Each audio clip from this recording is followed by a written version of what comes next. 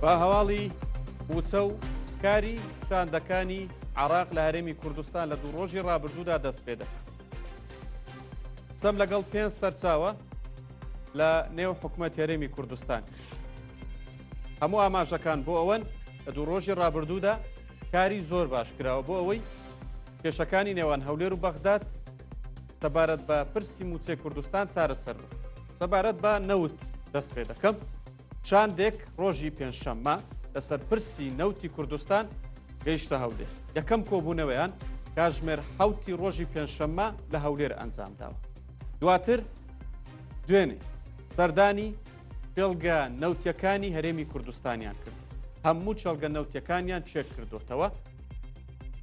ئەپیکور بەشێک بووە لە کۆبوونەوەکانی هەولێر. لای خۆیانەوە ئەپیکور گوتویانە ئێمە نابینە بربەست لە بەردەم دەست پێکردنەوەی هەناردەی نەوتی کوردستان بۆ بەندەری جەیهانی تورکی. ئەوان گوتویانە تۆزێک لە داواکاریەکانی خۆمان نەرمی دەنوێنی. حکومەتی عراقیش بەڵێنی داوە کە گەرنتی پێدانی 16 دۆلارەکە بە کۆمپانیا نەوتیەکان بدات کە لە یاسای بودجەی 2025 پەسەند کراوە. بۆیە ئێستا هیچ بربەستێک لە بەردەم هەناردەکردنەوەی نەوتی هەرێمی کوردستان تاوەکو ئەم کاتە نەماوە. لە دوو ڕۆژی ڕابردوودا ئەم کێشێ بە تەواوی چارەسەر کرا. کۆمپانیای سۆمۆ بەشێکی دیکە بووە لە کۆبوونەوەکانی هەولێر لە دوو ڕۆژی ڕابردوو. ئەوان گوتویانە ئێمە ئامادەین ڕۆژانە 400,000 بەرمیل نەوتی کوردستان بفرۆشین لە ڕێگەی کۆمپانیای سۆمۆ. بۆیان دەرکەوتووە لە کۆبوونەوەکەدا ئەمە لێک دراوەتەوە داهاتی فرۆشراوی نەوتی کوردستان ئەگەر عراق بیفرۆشێت لە ڕێگەی کۆمپانیای سۆمۆ ماگانە 600 ملیۆن دۆلار دەکات. لەگەڵ ئەو داهاتەی ماگانە حکومەت هەرێمی کوردستان بۆ عراقی دەنێرێت بەشێکی زۆری موچەی موچەخۆرانی هەرێمی کوردستانی پێ چارەسەر دەکرێت. واتە حکومەتی عراق دەیەوێت لە داهاتی فرۆشراوی نەوتی کوردستان موچەی کوردستان بنێرێت. کەواتە بە هەناردەکردنەوەی نەوتی کوردستان کێشەی موچەی کوردستان چارەسەر دەبێت. سەبارەت بە خانەنشینە چاندێکی دیکە چاندێکی تەکنیکی بۆ پرسی خانەنشینان لە هەولێر. ئەوانیش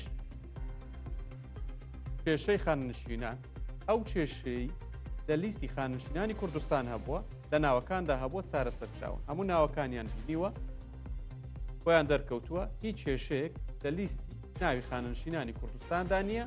بۆیە ئەوان هەرزوو کارەکانی خۆیان تەواو کردو و راپۆرتی خۆیان ئامادە کرد.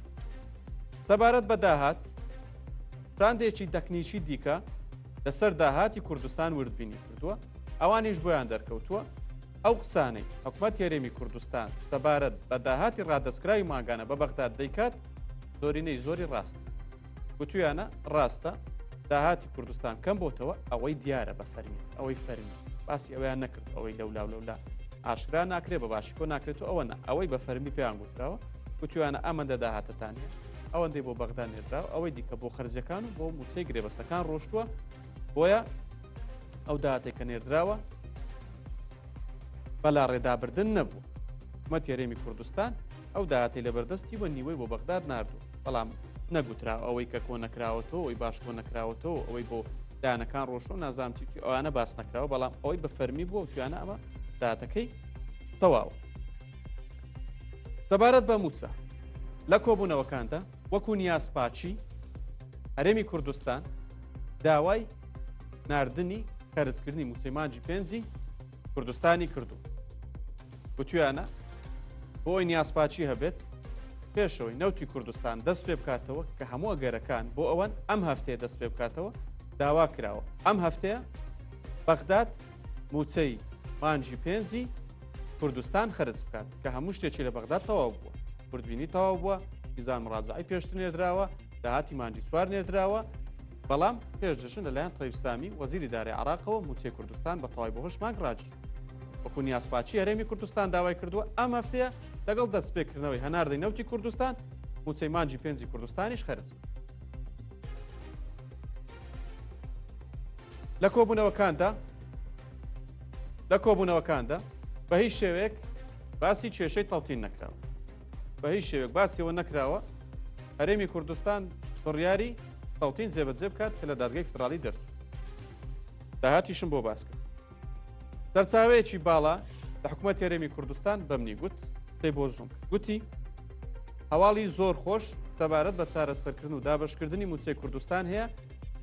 هەواڵە خۆشەکان دوور لە چاوەڕوانی، هەواڵەکان هێندە خۆشن دوور لە سەروی چاوەڕوانیەکان، بۆیە چاوەڕێ دەکرێت زۆری کێشەکان چارەسەر بوو بن، بەڵام ئەوەی زۆر گرنگە هەموو کۆبوونەوەکان دوور لە چاوی میدیا بەڕێوە دەچێن و دوور لە چاوی میدیا ئەنجام دراون. هەموو راپۆرتەکان ئامادەکراون، شاندێکی باڵا دێتە هەرێمی کوردستان، هێشتا شاندەکە نەگەیشت، دیار نییە ئەمڕۆ ئێوارەیە یەکشەممە ئێوارە یان دووشەمە سەر لە بەیانەکەی دەبێت. بەڵام شاندەکە چی تێدا؟ شاندەکە پایان عەبدوڵغەنی وەزیری نەوتی عێراقی تێدایە کە جێگری سەرۆکوەزیرانیش. ڕاوێژکارێکی سوودانی، ڕاوێژکارێکی باڵای محەممەد شیع سوودانی سەرۆکوەزیرانی عێراقی تێدایە لەگەڵ بەرپرسی نووسینگەکەی سوودانی. هەروەها هەندێک بەرپرسی باڵای دیکەی حکوومەتی عێراقی تێدا کە ئەوانیش لە ئاستی بەڕێوەبەری گشتی و ڕاوێژکاری باڵان لە وەزارەتەکان ئەوانەی کە پەیوەندیدار. هێشتا ڕوون نەبووتەوە تەیب سامی وەزیری دارای عێراق لە شاندەکەدا دەبێت یاخودنا. هێشتا دیار نییە خۆی دێت یان نوێنەرێکی خۆی دەنێرێت و لە شاندەکەدا بەشدار دەبێت. چێ سەرپەرشتی کۆی پرۆسەکە دەکات؟ ئەو کەسەی سەرپەرشتی کۆی پرۆسەکە دەکات لە نێوان حکوومەتی عێراق و حکوومەتی هەرێمی کوردستان و سەرپەرشتی کۆبوونەوەکان و سەرپەرشتی ڕێکەوتنەکەش دەکات فواد حوسێن وەزیری دەرەوەی عێراق و جێگری سەرۆکوەزیرانە کە لە پشتی پارتی و کورد. تاوەکو ئێستا ئەمە دوایین هەواڵەکانی پەیوەست بە چارەسەرکردنی کێشەکانی پەیوەست بە موچەی کوردستان بوون لە نێوان هەولێر و بەخت. لە چەند کاژمێری داهاتووشدا ڕوون دەبێتەوە کێشەکان بە چ ئاراستەی زیاتر هەنگاو دەنێن. هەروە زانیاری ئەوەشەیە لە دوو ڕۆژی ڕابردوودا دووجار سەرۆکوەزیرانی هەرێمی کوردستان لەگەڵ محەممەد شیع سوودانی سەرۆکوەزیرانی عێراق بە تەلەفۆن چیان کرد. جا سەبارەت بە هەناردەکردنەوەی نەوتی کوردستان ئاکام فاهمی لە بەغداد زانیاری زیاتری لێ، هەروەها لە سەبارەت بە ڕاگررتنی موچەی حەشتی شعبیش لەلایەن وەزارەتی دارای عێراقەوە ئاکام فاهمی زانیاری زیاترم پێدەدات. سەرەتا لە بابەتی نەوتەوە دەست پێدا. ئاکام ئەو زانیاریانەی سەبارەت بە هەناردەکردنەوەی نەوتی کوردستان لای تۆ هەنچی؟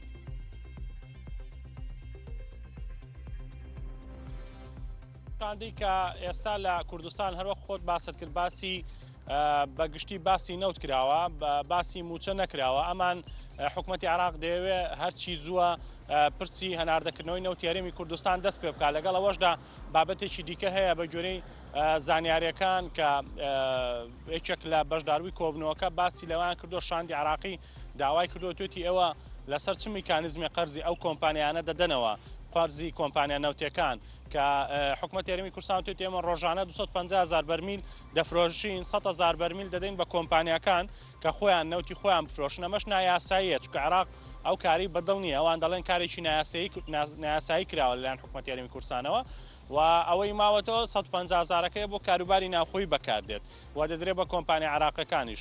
ئەمە ناوەڕۆشی کۆبنەوەکە بووە حکوومەتی عێراق ڕازی نییە لەسەرەوە، دەڵێ لەسەر چ میکانیزمە لەسەر چی یاسایەک ئەو نەوتەت داوە بەو کۆمپانیانە. لە هەمان کاتیشدا چەند جارێکە کۆمپانیەکان دەڵێ ئێمە قەرزەکانمان وەرنەگرتەوە، لە هەمان میکانیزما هێشتا کێشەی قەرزەکان ماوەتەوە. ئایا حکوومەتی عێراق دەیداتەوە یا حکوومەتی هەرێمی کوردستان؟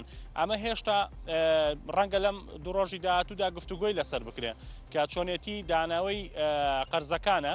لە هەمان کاتیشدا پێشتریش کۆمپانیەکان ڕازی نەبوون لەسەر 16 دۆلارەکە، بەڵام بە جۆری یاسای بودجە دەڵێ ینی معدلی 16 دلار ڕەنگە لە شوێنێک 20 دلار بێ، ڕەنگە لە شوێنێتر کەمترین شت 16 دلار بۆ حساب دەکرێت. بۆیە چۆلگە ناوچەکانی هەرێمی هەر کوردستان جیاواز دەبێ، ینی چۆلگە بۆ چۆلگە جیاواز دەبێت. وەک خۆشت باس کرد کە لایەنەکان گفتوگویان لەسەر کردووە، ینی لە نێوان خۆیاندا لەسەر چۆلگەکان لەسەر ئەوانەی کە چەند بڕەپاری بۆ تەرخان بکرێت لەو چێلگانەی کە دانراوە لە حکوومەتی هەرێمی کوردستان. لە هەمان کاتیشدا بەغداد دەبێت لەسەر چ میکانیزمی ئەو قەرزە بداتەوە. دەستەکانت خۆش بێ ئاکام. سەبارەت بە ڕاگررتنی موچەی حەشتی شعبی ڕاگررتنی موچەی حەشتی شعبی بە بڕیاری وەزارەتی دارایی عراق یاخود ئەو بانکانەی موچەی حەشتی شعبی دەدەن لەلایەن ئەمریکاوە هۆشداریان پێدراوە ئەگەر بێت و موچەی حەشتی شعبی بدەن دەخێنە لیستی سزاکانی ئەمریکاوە. بەڵێ خۆی سێ چوار سیناریۆ هەیە لەسەر پرسی بڕینی ئاراز کارمەندێک لە حەشتی شعبی داواکە کە لایڤەکە نەکەین.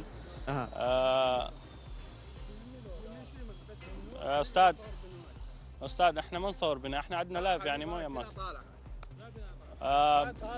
الله ناتوان ليرة لايف كان بهو يويكا بناي حشد شعبي لدوا معنا ويا الان بكورتي دوسه سيناريو هي لسر او برسكا لسر اويكا باشه كدالن كا بنديوار زور هي باشه چكشالن كا اما خوي ايچك لليواكاني مرجعي باسي دكاكا امريكا سزای خصوصا سر کی کار بهو يويكا موچي حشد شعبي لسر کی کار ده لهمان کاتیجدا باشه شي دیکه هي دالن نخير اما هیچ شمانيه تنیا اويكا بهو يوي او كا سزا خرا تسر کی کار ده دبي ڕێگر یاخود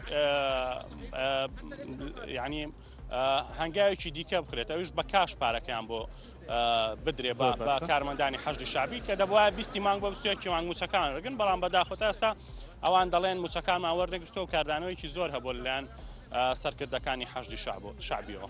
دەستەکانت خۆش بەیاکەم زۆر سپاس هەر باز بۆ زانیاریەکانت.